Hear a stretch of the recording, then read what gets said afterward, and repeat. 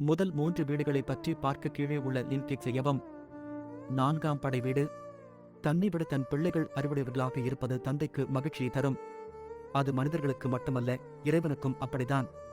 தன் பிள்ளையின் வாயால் பிரணவ் மந்திரத்தின் பொருளை கேட்க பிள்ளையை குருவாக ஏற்றுத்தான் சீடனாக அமர்ந்து குருவின் விளக்கத்தை அறிந்த இடம் சுவாமிமலை. அதனால் இந்த சுவாமிமலை முருகனுக்கு சிவகுருநாதன் என்ற பெயரால் வணங்கப்பட்டு வருகின்றார்.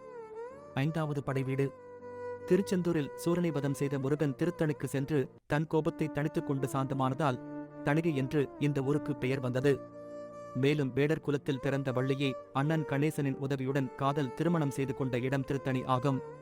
அறுபடை வீடுகளில் கடைசியாக வரும் படை வீடு அழகர் மலை மீது இருக்கக்கூடிய பழமுதிர் சோலை. இங்கு ஔவையார் பாட்டியிடம் சுட்ட பழம் வேண்டுமா, சுடாத பழம் வேண்டுமா என்று கேட்ட முருகனின் ஞானத்தை பார்த்து நீ சாதாரண மானிடராக இருக்க முடியாது என தெரிந்து கொண்டார். இந்த திருத்தலத்தில் உலக வாழ்க்கைக்கு தேவை கல்வி அறிவு மட்டும் போதாது, இறையருள்